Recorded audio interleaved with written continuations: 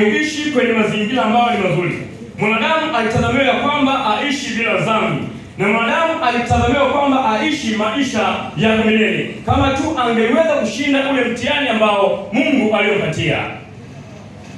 Lakini tunaona ya kwamba mwanadamu baada ya kutenda dhambi, tayari mwanadamu tukawa tumehama upande wa Mungu, tukamilikiwa na yeye aliye mwovu, kama jinsi fungu linavyosema ya kwamba atendaye dhambi ni wa nani?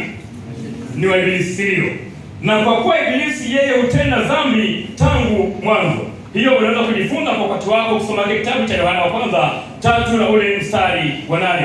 Na kuna wakati fulani mimi nijaribu kujiuliza, je, ni kwa nini Mungu alijaribu kuruhusu hii dhambi ikatokee? Kwa nini Mungu aliruhusu ya kwamba mwanadamu aendelee kuteswa hii dhambi?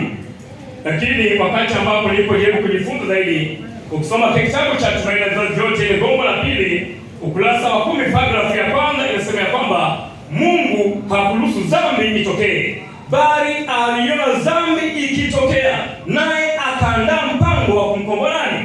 Mwanadamu. Kumbe tukijiuliza juu ya habari ya dhambi, Mungu hakuruhusu hata kidogo. Mapenzi ya Mungu na kusudi la Mungu, alitamani huyu mwanadamu ambaye aliyemuumba kwa mfano wake na kwa sura yake aishi maisha mazuri. Na kwa kuwa dhambi ikapata nafasi, na Mungu akasema ya kwamba yeye atendaye dhambi afanya wazi, kwa kuwa dhambi ni nini? Ni wazi.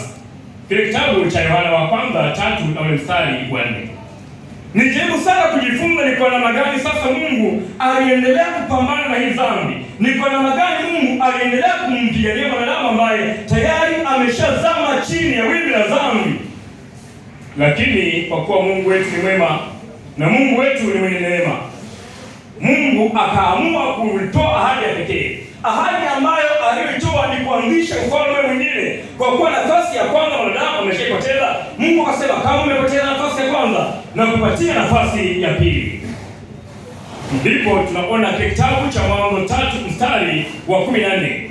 Tangazo la kwanza la uhuru kwa mwanadamu, tangazo la kwanza la tumaini kwa mwanadamu linatolewa. Mungu akamwambia alipokuwa anasema kwamba tazama, nitaweka uadui kati yako na wewe nani? Uzao mwanamke, utakuponda kichwa na utakupona nini? Kisigino. Tayari Ibilisi alikuwa ameshaambiwa kwamba licha ya kwamba huyu mwanadamu umemwangusha chini ya dhambi, lakini ipo siku moja nitaanzisha ufalme wangu.